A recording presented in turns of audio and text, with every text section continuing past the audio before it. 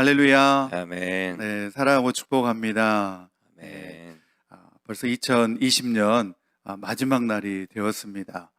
마지막 날이 되었는데 또 이렇게 하루를 시작하는 그 첫 시간을 또 하나님께 예배로 드리는 모든 여러분 성도님들이 복이 있는 줄 믿습니다. 아멘. 네, 또 오늘 저녁에 7시 30분과 10시 30분에 송구영신 예배가 있습니다. 또 저녁에 나오셔서 이 한 해를 예배로 은혜롭게 마무리할 수 있는 저와 여러분 되기를 소망합니다. 아멘. 하나님에 대한 애정과 그리고 하나님에 대한 열정과 또 하나님을 향한 뜨거운 마음, 이렇게 온 마음과 정성으로 하나님을 인해 기뻐할 수 있었던 다윗의 모습을 오늘 우리가 역대상 28장에 있는 말씀을 통해서 함께 살펴보기 원합니다. 이러한 온전한 마음으로 하나님을 섬겼던 사람이 누구냐면 바로 다윗입니다. 다윗과 같이 저와 여러분이 하나님을 향하여 온전한 마음으로 섬기실 수 있게 되기를 축복합니다. 아멘. 그래서 우리가 하나님을 알고 또 하나님을 향해서 정말 나눠질 수 없는 사랑, 또 분리될 수 없는, 파괴될 수 없는 그러한 순전한 마음으로 그 삶을 송두리째 드리는 사람은 바로 하나님께서 주시는 기쁨과 은혜로 충만하게 되어진 줄 믿습니다. 아멘. 2020년 한 해가 바로 이런 한 해가 되어지기를 소망합니다. 아멘. 이런 자가 바로 하나님의 마음에 합당한 자고 하나님을 기쁘시게 하는 삶을 살 수 있는 줄 믿습니다. 다윗은 항상 이런 삶을 살기를 원했던 것 같습니다. 오늘 역대상 28장 말씀에도 보면 9절 말씀에도 보면 내 아들 솔로몬아 너는 내 아비의 하나님을 알고 온전한 마음과 깊은 뜻으로 섬기라, 그렇게 자기 아들에게 말씀하고 있는 것을 볼 수 있습니다. 우리 다 함께 역대상 28장 9절에서 10절에 있는 말씀을 다 같이 한 목소리로 우리 읽겠습니다. 시작. 내 아들 솔로몬아, 너는 내 아버지의 하나님을 알고 온전한 마음과 기쁜 뜻으로 섬길지어다. 여호와께서는 모든 마음을 감찰하사 모든 의도를 아시나니 내가 만일 그를 찾으면 만날 것이요 만일 내가 그를 버리면 그가 너를 영원히 버리시리라. 그런즉 이제 너는 삼가할지어다. 여호와께서 너를 택하여 성전의 건물을 건축하게 하셨으니 힘써 행할지니라 하니라. 아멘, 아멘. 2020년 이제 한 해를 마지막 그 마무리하는 달인데 또 다윗에게는 자신의 생애를 마무리하는 그런 시점에 와 있는 것 같습니다. 정말 우리가 이 의미 있고 또 뜻깊은 그런 메시지를 우리가 또 듣게 되는 것 같습니다. 특별히 오늘 읽었던 이 본문의 말씀을 다윗의 유언 또는 좀 더 어려운 말로 다윗의 유훈이다, 그렇게 말하기도 합니다. 저는 개인적으로 다윗의 유훈이라는 말을 더 좋아합니다. 왜냐하면 마지막으로 교훈하는 말, 그런 의미에서 다윗의 유훈이라는 말을 저 개인적으로는 더 좋아하는데, 이 다윗이 이스라엘 왕으로 즉위한 지 이제 40년이라고 하는 시간이 지나게 되었습니다. 그 시간 동안 다윗 개인적으로 볼 때에 많은 역경과 또 고난을 거치면서 그가 또 마지막으로 이제 그의 성전 건축을 위한 교훈이 담겨져 있는 내용이 바로 오늘 우리가 읽었던 역대상 28장에 있는 말씀입니다. 이 다윗의 생애 중에서 마지막을 정리하는 이 말년 부분을 기록한 이 28장에서는 그가 남긴 유언과 함께 성전 건축을 위해서 최후로 헌물하는 장면, 그리고 그가 드린 최후의 감사기도 등이 이 28장 말씀 가운데 들어 있습니다. 그렇지만 이 다윗이 자신의 생애의 최후를 맞이하는 그 모습 속에서 자신의 인생의 어떤 후회를 기록하거나 또 인생의 어떤 씁쓸함을 기록했다거나 또 인생이 참 허탈하다는 것을 말하고 있지는 않는 것 같습니다. 오히려 하나님께 감사하고 있는 다윗의 모습을 우리가 발견할 수 있습니다. 여러분, 이 한 해를 마무리하면서 우리 모두가 하나님 앞에 감사할 수 있는 저와 여러분 되기를 소망합니다. 아멘. 이 한 해를 되돌아볼 때에 그래도 정말 하나님의 은혜로 여기까지 왔구나, 되돌아보니 어려움도 있었고 또 뜻하지 않는 코로나로 인하여서 우리의 생활이 제약되는 것이 많이 있었지만 그래도 여기까지 인도해 주신 하나님의 은혜를 생각해 볼 때 정말 감사한 게 밖에 없더라고요.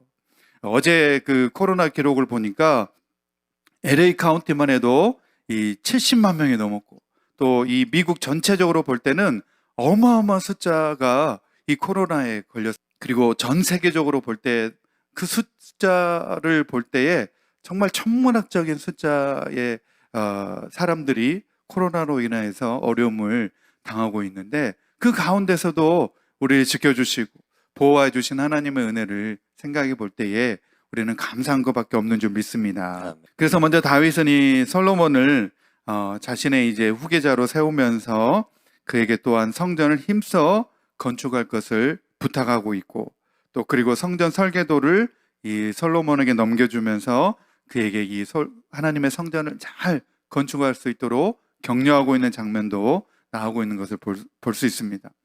이러한 장면을 볼 때에 다윗은 마지막 자신의 삶을 마무리하는 그 생애의 마지막까지 정말 하나님의 뜻에 순종하고 또 하나님의 계획을 이루기 위해서 최선을 다하는 다윗의 왕의 모습을 볼 때에 정말 다윗 왕의 지고한 신앙을 우리가 발견할 수 있다라는 것입니다. 그래서 첫 번째로 우리가 생각해 볼 수 있는 내용은 무엇이냐면 다윗이 사랑하는 아들 솔로몬에게 부탁하고 있는 내용이 무엇인가라고 하는 내용입니다. 우리 9절 말씀 함께 읽겠습니다. 9절 말씀입니다. 시작. 내 아들 솔로몬아, 너는 내 아버지의 하나님을 알고 온전한 마음과 기쁜 뜻으로 섬길지어다. 여호와께서는 모든 마음을 감찰하사 모든 의도를 아시나니 내가 만일 그를 찾으면 만날 것이요 내가 만일 그를 버리면 그가 너를 영원히 버리시리라. 아멘. 아멘. 첫 번째로 솔로몬에게 부탁한 것이 무엇이냐면 내 아비의 하나님을 알라. 그렇게 말하고 있습니다. 다윗이 경험하고 다윗이 경외하였던 다윗이 섬겼던 그 하나님을 내가 알아야 한다. 그렇게 부탁하고 있습니다. 두 번째로는 그 하나님을 온전한 마음과 기쁜 뜻으로 섬겨라. 그렇게 말하고 있습니다. 내 마음을 다하여서 그 온전한 마음으로 뜻과 또 정성을 다한 그 온전한 마음으로 순전한 마음으로 기쁜 뜻으로 섬기라. 네, 그 뜻은 무엇이냐면 잠시 후에 또 나누겠습니다. 세 번째로는 하나님을 찾는 자, 또 모든 사건과 시간들 속에서 먼저 하나님을 구하는 자가 되라. 그렇게 말하고 있습니다. 여러분, 우리의 삶의 모든 우선순위가 하나님이 되어야 될 줄 믿습니다. 아멘. 네, 하나님, 우리가 교회 생활하다 보면 또 신앙생활 하다 보면 하나님, 내가 좀 여건이 좀 좋아지고 경제적으로 좀 넉넉해지면 그때 가서 봉사도 열심히 하고 하나님 열심히 섬기겠습니다. 그때 가서 또 직분도 감당하겠습니다. 내 이것만 좀 할 수 있게 이것만 좀 먼저 하고 내 바쁜 일만 먼저 끝나고 하나님 잘 섬기겠습니다. 그렇게 신앙생활 하는 사람들이 있습니다. 근데 그분들은 죽을 때까지 미안한 말이지만 봉사 못합니다. 직분 감당 못하십니다. 제가 그 30대 때에 읽었던 그 책 중에서 너무 바빠서 기도합니다라는 책이 있습니다. 예, 얼마나 바쁩니까? 현대인의 삶이 너무나 바쁩니다. 우리 코로나 시작되기 전만 해도 얼마나 바쁘게 앞을 보고 달려왔습니까? 그런데 그렇게 바쁜 삶 가운데서도 너무 바빠서 기도한다는 겁니다. 무슨 말입니까? 너무 바쁘니까 우리가 삶의 우선순위를 놓쳐버릴 수가 많지 않습니까? 그렇기 때문에 우리가 우선순위가 무엇인지 분명히 하기 위해서 기도한다는 겁니다. 할렐루야. 네, 할렐루야. 아멘. 네, 여기에 나온 여러분들은 하나님이 우선순위가 되신 줄 믿습니다. 아멘. 이렇게 새벽 기도까지 나오셔서 또 온라인으로 새벽 예배 드리는 분들도 정말 우리의 삶의 우선순위가 바로 하나님이시라고 하는 그 고백 가운데서 이렇게 예배 드리고 계신 줄 믿습니다. 아멘. 네, 다윗은 그 아들 솔로몬에게 그렇게 말합니다. 하나님을 알라. 하나님을 알라. 저는 청년 때부터 이 수련회를 갔는데 이 다윗의 이 유언의 이 내용을 보면서 그때 저는 벌써 은혜를 받았습니다. 야, 나도 나중에 내 생의 마지막 순간에 다윗과 같이 이런 고백을 드릴 수 있는 사람이 되었으면 좋겠다. 하나님을 알라. 내 하나님을 알라. 내 하나님을 힘써 알라. 그렇게 말하고 내 삶을 마무리하면 너무 좋겠다. 그런 생각을 저도 그때 가져보게 되었습니다. 여기 본문에서 하나님을 알라라고 하는 이 말은 개인적인 경험이나 자기의 그 체험의 기초에서 인격적으로 하나님을 알라는 겁니다. 여러분, 하나님을 아시는 것이 여러분의 인격적으로 하나님을 아시게 되는 줄 믿습니다. 단순히 어떤 하나님을 지식적으로 아는 그 하나님이 아니라 내가 경험하고 내가 체험한 그 인격적인 하나님이 되기를 간절히 축복합니다. 아멘. 우리가 이 히브리 원어로 안다라고 하는 그 단어는 야다라고 하는 단어입니다. 야다. 이 말은 단순히 우리가 지식적으로 들어서 아는 그런 하나님이 아니라 우리가 그 하나님과 관계를 통하여서 경험하고 맛보고 또 체험하여서 비로소 아는 것, 그 아는 것을 가리켜서 야다라고 말합니다.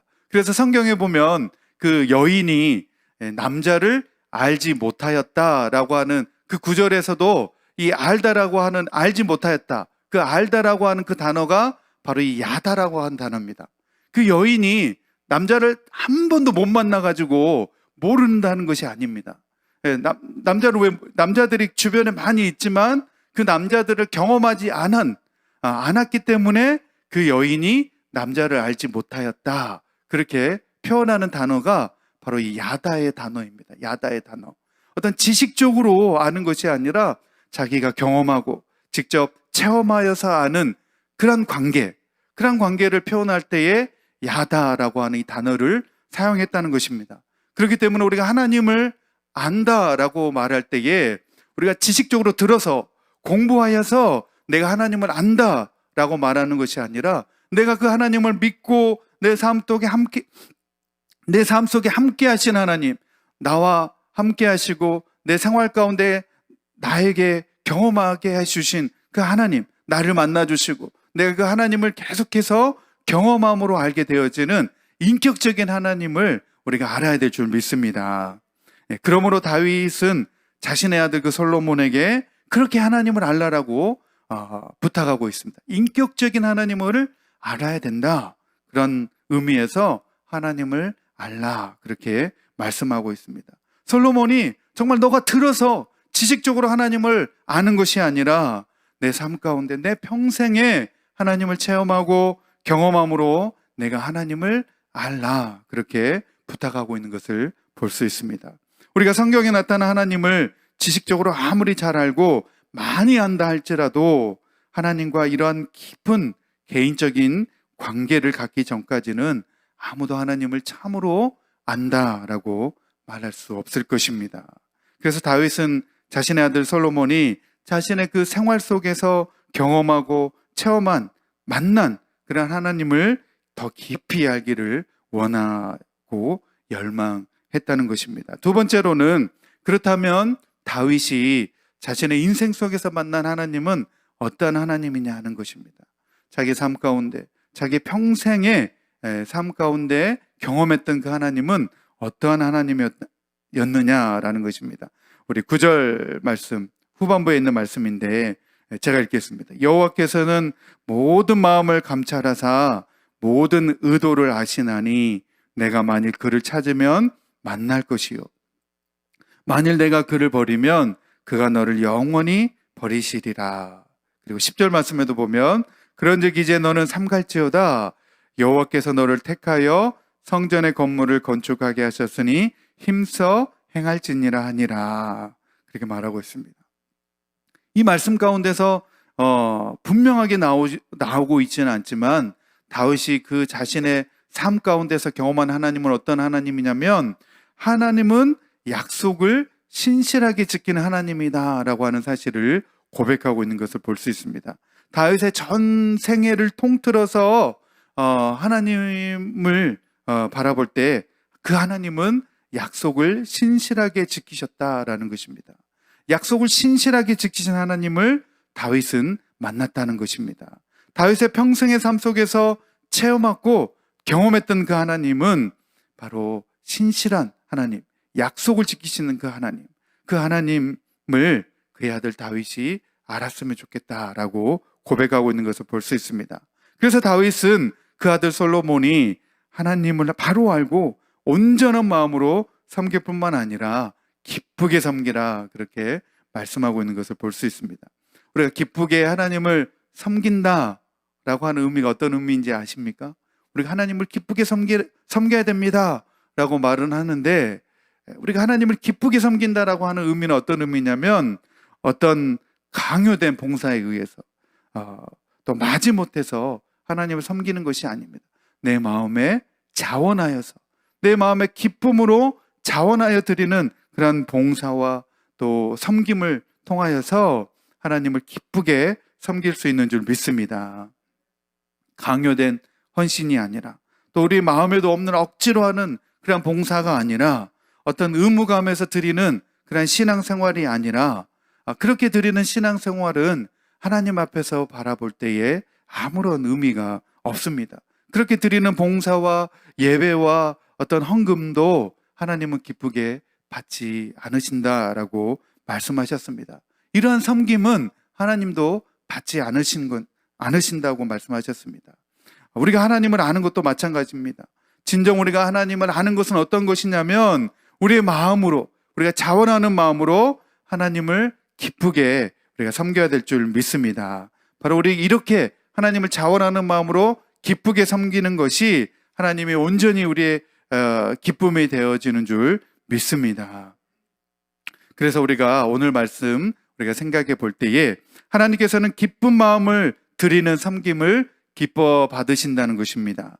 두 번째로는 하나님의 은혜에 감사하여서 자발적인 마음으로 우러나와서 기쁘고 즐겁게 드리는 그 섬김을 하나님이 기뻐하신다라고 하는 사실입니다. 네, 하나님은 이런 섬김을 기뻐 받으십니다.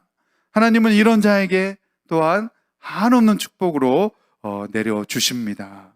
그래서 하나님은 우리의 마음에서, 자발적으로 우러나오는 마음에서 섬기는 것을 기뻐 받으시는 줄 믿습니다. 아멘. 여러분, 2020년 한 해가 우리가 되돌아볼 때에 우리가 하나님을 어떻게 섬기는 한 해가 되었습니까?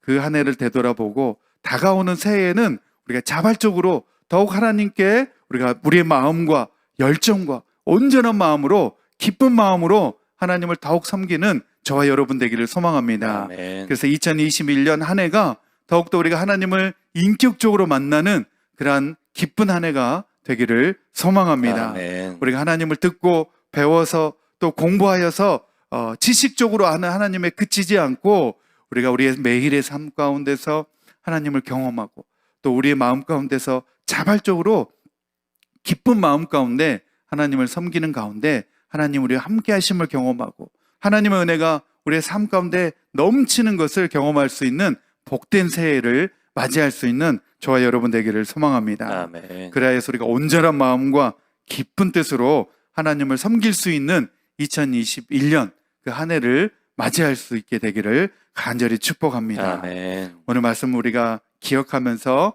우리가 함께 기도하며 나가기 원합니다. 다윗은 마지막까지 정말 하나님과 그의 나라를 위하여 살아갔습니다. 다윗은 이러한 삶을 바라볼 때 우리 모든 성도들이 본받아야 할 만큼 매우 가치 있는 그런 신앙이고 삶인 줄 믿습니다.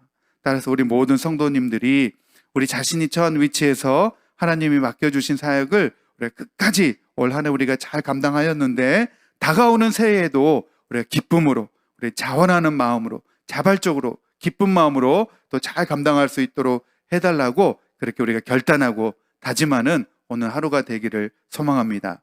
그리고 여러분들이 가지고 있는 기도 제목 놓고 기도하신 후에 돌아가시면 되겠습니다. 우리 주여 한번 부르시고 우리 통성으로 함께 기도합니다. 시작.